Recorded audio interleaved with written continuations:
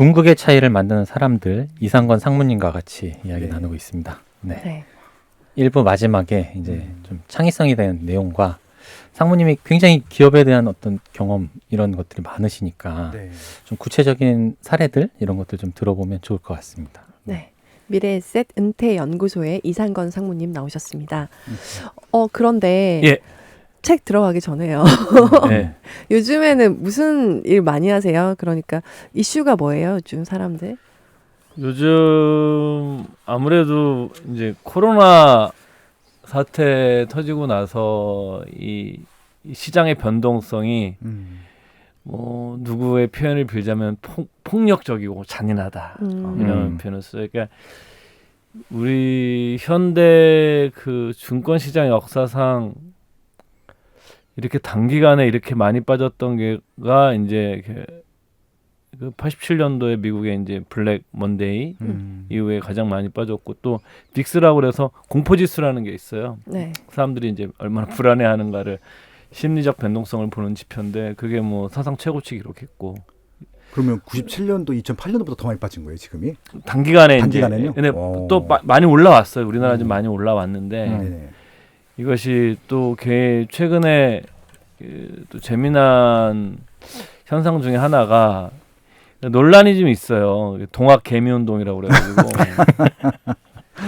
네. 저는 이 제목도 누가 붙였는지 모르겠지만 천재적인 카피예요, 이거는. 네. 근데 제가 며칠 전에 우리 모임에 만났는데 거기 아시는 선배님이 주식 고수세요. 그분은 굉장히 그걸 걱정스럽게 보시더라고요.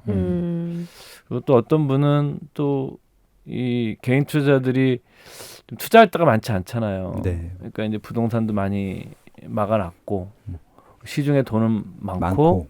그리고 이제 코로나 사태로 인해서 돈을 더 풀어야만 되는 상황이고 이랬을 때 이제 이것이 어찌 보게 되면은 개인들이 합리적으로 선택해 나가는 과정일 수도 있다라고 보시는 분도 계시고 뭐 어떤 의견이 맞을지는 그렇죠. 지켜봐야 아는 거고요. 시간이 네. 지나고 나서 이런 변동성 시기에 좀 사람들과 같이 어떤 내용 같이 공유해야 될까 이런 생각을 제일 많이 하고 있고요. 회사에서는.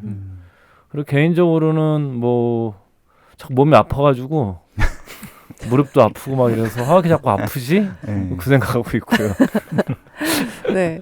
그래서 저희가 오늘 집중적으로 다루기로 한 그 책의 3장이 창의력을 키우는 기업 문화인데 네네. 원칙 1이 지금까지 없던 세상을 상상하라예요. 네. 그러니까 내가 이렇게 무릎이 아픈 적이 없었는데 무릎이 막 아프고 네. 그리고 이런 역병이 창궐하는 게 주기적으로 일어날 수 있다고 하잖아요. 또 예. 그러니까 이렇게 역병이 심했던 적은 없는 것 같아요. 저희가 패스트를 겪어보진 않았으니까. 역병. 네. 그래서 지금까지 없던 세상이니까 뭔가 미래의 사회에 막 기술이 발전해서 AI와 컴퓨터와 그런 로봇 이런 것들뿐만 아니라 이런 역병이 또 올 수 있겠다. 뭐 4년, 5년 주기로 올 수 있다고 하잖아요. 사스, 그러면은, 메르스, 네, 뭐 지금 그러면은 이렇게, 이거에 대해서 좀 대비하면서 살아야겠다는 생각도 또 들었어요. 저는 어떤 쓰신 분의 글을 좀 봤는데 그러니까 인간이 너무 많이 개발을 하면서 자연과 인간이 어느 정도 좀 거리를 좀 둬야 되는 상황이 없어졌다는 거죠.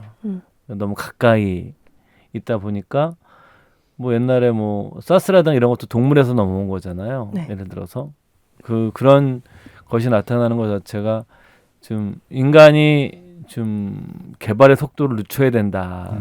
자연이 스스로 순환할 수 있도록 인간이 너무 욕망의 크기도 줄여야 된다. 뭐 이런 얘기. 근데 그런 대목도 인상 깊었고 또 하나는 이제 바이러스랑 이제 같이 살아야 된다. 사는 시대가 오는 거죠. 이제 이게 변형도 심하고 자꾸 지금도 우리 같이 살고 있다 오는 독감 빨아서 같이 살고 있잖아요. 네. 그런 것처럼 앞으로 이것이 뭐 지나봐야 알겠지만 그 할 거냐. 그다음에 저는 개인적으로는 1900년대 초반에 독일의 하이퍼 인플레이션이 1차 세계대전 끝나서 하이퍼 인플레이션이 히틀러는 괴물을 만들었거든요. 그다음에 이제 80년대 이런 부터 시작된 그 시장 개방하는 신자유주의와 그다음에 이제 양극화 여기에 금융 위기가 이제 그 미국의 트럼프라는 아주 특이한 대통령을 낳게 만들었죠. 네. 그리고 이제 이번에 이 사태를 통해서 지금 우리가 그 근대적인 의미의 선진국이라고 불리웠던 나라들이 오히려 방역에 실패를 하고 오히려 뭐냐면은 그 강력한 그 중앙 집권적인 형태의 통제를 하는 뭐 중국이라든가 싱가포르라든가 한국이라든가 약간 이제 중앙 집권적인 그 역할이 하는 건데 과연 이것이 이제 나중에 어떻게 평가가 될지.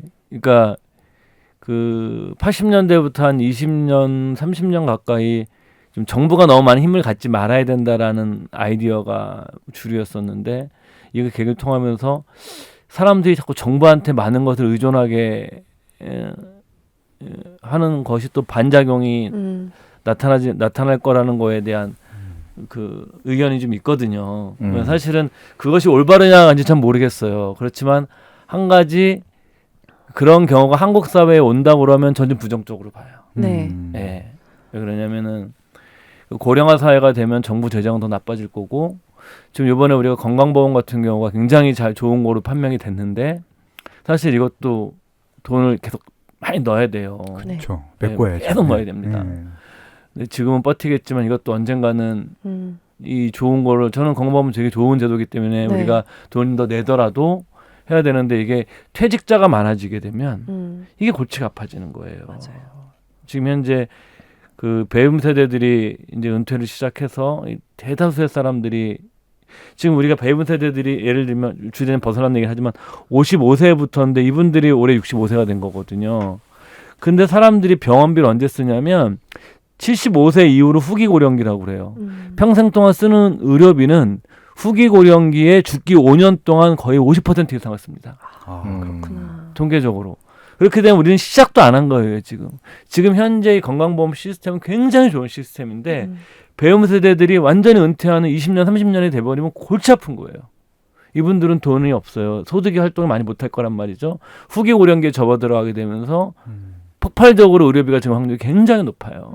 그리고 한국은 현재 가계부채도 많고 또 하나는 산업적 측면에서도 도대체 어떤 산업이 한국을 먹여 살릴까라는 데서 잘 모르겠어요. 저는 뭐 현재 반도체, 뭐 2차 전지, 뭐 이런 큰 산업에서 조그만 벤처 같은 게 나오죠. 훌륭한 기업들이 많이 나오지만 그런 회사들이 몇만 명을 고용하진 않아요.